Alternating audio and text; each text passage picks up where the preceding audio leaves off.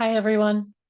Hey, so I just want to give some specific instruction on using APA, especially as we're going into writing the annotated bibliography. This will be the first time that you really use APA for a project. It's my choice whether we do APA or MLA in the class. I choose APA for 2010 because first of all, I figure that you all have probably learned MLA in 1010. That's more typical for 1010.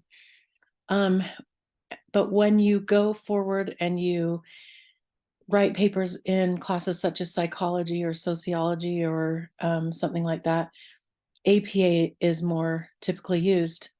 And it stands for American Psychological Association. So I like my students to be able to come out of classes knowing how to use either one and go back and forth between them. And here's a little trick. APA, I find, is quite a bit easier, actually. And, it's just getting used to it and shifting gears a little bit. So I'm going to just show you some brief instructions as you move into APA. And so I will share my screen, and here we have a blank piece of paper. This is going to be your annotated bibliography. I've already put in the page numbering, which you should know how to do. Insert, and down here, page numbering somewhere. You're probably yelling at me where it is, but anyway, page numbers right there. So they should be in the right-hand corner. So I'm going to move this over, and I have the library up, but first we're going to do something else, which is just my go-to, the UVU Online Writing Center, and I don't even have memorized their exact their exact URL, but I just put in UVU Writing Center handouts, and then I'll go down to APA, and it gives the basics of what we need. So here I have my blank page, and I am going to have you do a title page for the annotated bibliography. APA has title pages, and they're very easy. This tells us what to do. So when we go into APA general formatting, come down to title page, pretty easy. And the elements here are the paper title in bold and the author. And I'm laughing at how completely blurred this is, so that's why I wrote it down, actually, so I could tell you. The author, school, course number, instructor, and date. And if anything on the UVU Writing Center website is unclear, the go-to is Purdue Online Writing Center. And they're just really, really known for being the premier, authority on APA and MLA. And see, you can just come in here and say Purdue OWL APA title page. Okay.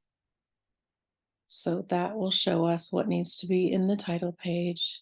Some things to keep in mind with APA. So some of the fonts, generally I say Times New Roman or Calibri or Arial. Those are the typical ones. So you don't really want like chalkboard or, comic, that type of thing. And so it tells all of what needs to be in it, but it also shows you. So that's where I got this, the title in bold, about a third of the way down, and then these other things. So we do that here, paper title, and give it a title other than annotated bibliography. So this one that I have here is, I'm going to call it Religious freedom, boundaries, and annotated bibliography.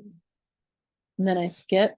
See, I just go over here, skip 3 lines, and looks like I misspelled bibliography. So we correct things like that. Author.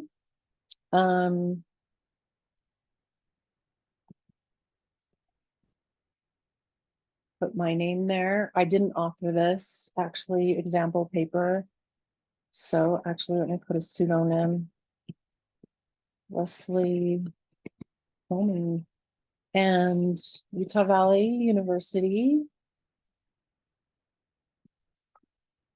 The course, English 2010. And instructor, Professor Elizabeth Hokinson. You want to take that out. And the date. And in APA, it does go month, day, year. So I don't remember the due date of this.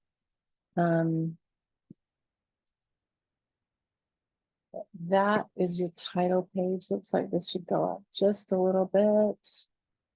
And there's your title page. Then we go to the first page. Nice to put here, annotated bibliography. And then we're going to do our first entry. And if I can bring this down, we want to go back to doing this on the left. So I have the annotated bibliography down here. This is the example annotated bibliography.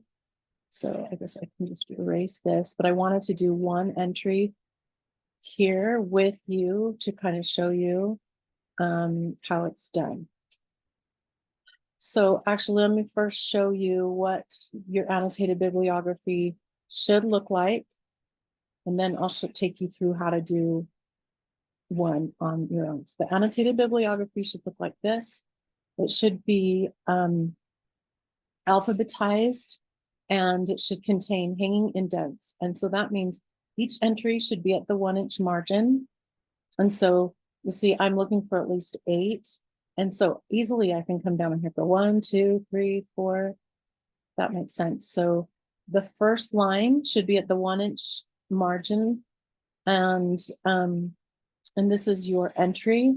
And so any subsequent lines, anything more than 1 line should be indented, as well as the annotation. This is the annotation. And remember, the annotation includes a summary and evaluation of the source.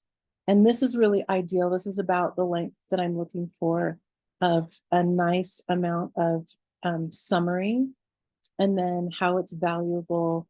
This was for one particular student, how it was valuable for her. And so it should just flow just like that.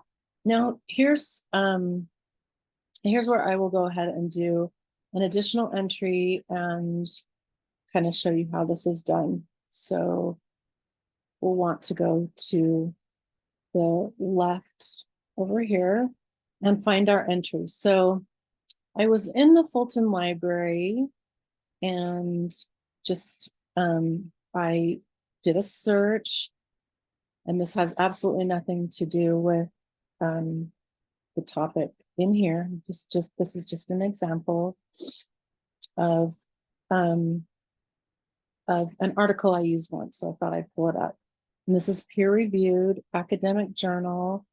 And so we open it up, and here is all the information for this source.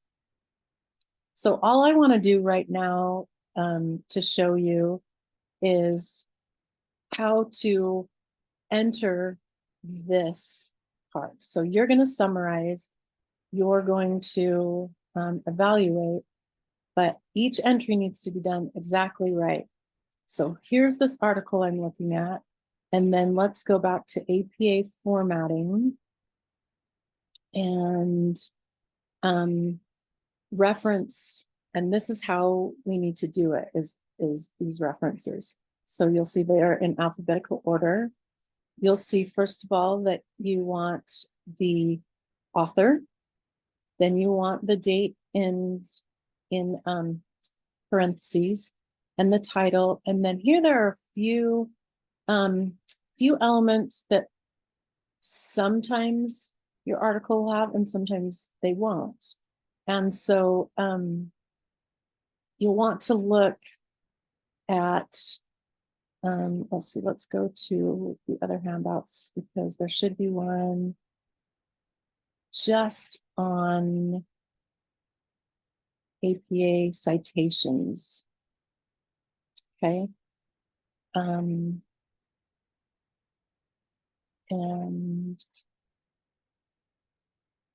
these are, here we go. These are the references to different kinds of works. So if you look for APA citations, these are your references that you'll see on the reference page and how to do them. So you can just look at, okay, is it an audiovisual work, book, chapter, journal article? Yep, it's a journal article.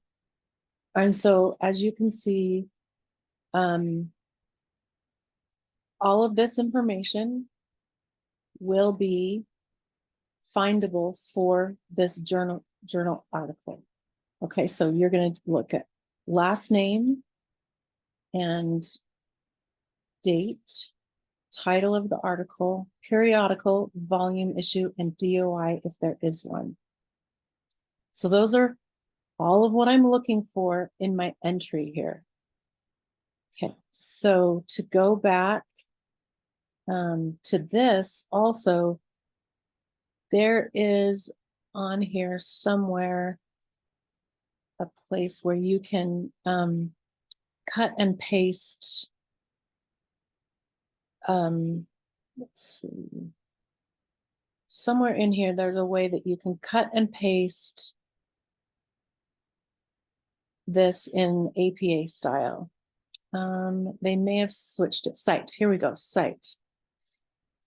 And so it'll come down here, APA 7th edition. Look at that. That is ready to go. So I'm going to copy that and I'm going to paste it in here. But here is, and it should be in alphabetical order. This won't be.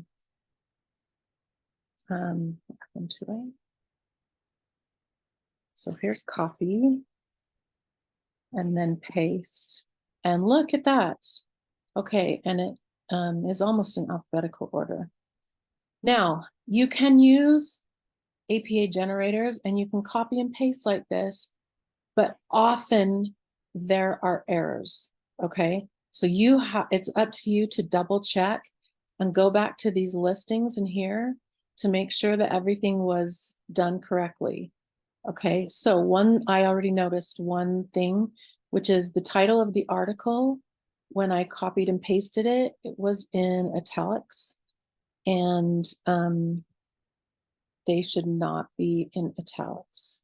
I also noticed a couple of things. This date should be up here. So you see, you do have to continue to double check with the writing handout to make sure that everything is done correctly. You also need to do a hanging indent. And so I'm going to show you a little trick. And that hanging indent, like I said, this name will need to be at the margin, but any subsequent lines need to be indented. And look what happens. I go and I push tab, I just push tab, and the whole thing entered. And here's my little trick. You can go back to the back of this line, manually hit enter. That's what I'm doing right now, manually hitting enter, tab, and then that works. Okay, so then you just then I would just move this down to be in the right place alphabetically, which goes here, and then do my annotation. Okay, so that is how everything should look. The contents we're going over in class, and you should, be aware as you're doing this that you want a nice summary. Like I said, this is a really good, really nice size that I'll be looking for. If it's significantly shorter, then you're not going to get all the points. longer is fine. You don't need to go too much longer, and it needs to be summarized with just a few here and there quotations, but this needs to be in your words. So that is how the annotated bibliography should look. And even it's okay if some of these sources you don't end up using. You can say, this is not the best source for my research because blank, and that'll be fine. Okay, so hopefully that gives you a lot of direction on how to use APA, particularly for the annotated bibliography. Double space, that should have been obvious. I didn't mention it while it was in front of me, but hopefully that will give you all the information you need. Use the UVU Online Writing Center handouts as your go-to, and just you'll be fine. Let me know if you have any questions. I think everybody seems to be on their way to a successful annotated bibliography. Just remember, this is a different assignment from what people have typically done. You probably haven't done one before, and this may be new to you, and it may take longer than you think. This is kind of a lengthy assignment. But anyway, let me know if you have any questions, and that is the basic instructions. Those are the basic instructions for your annotated bibliography and how to use APA.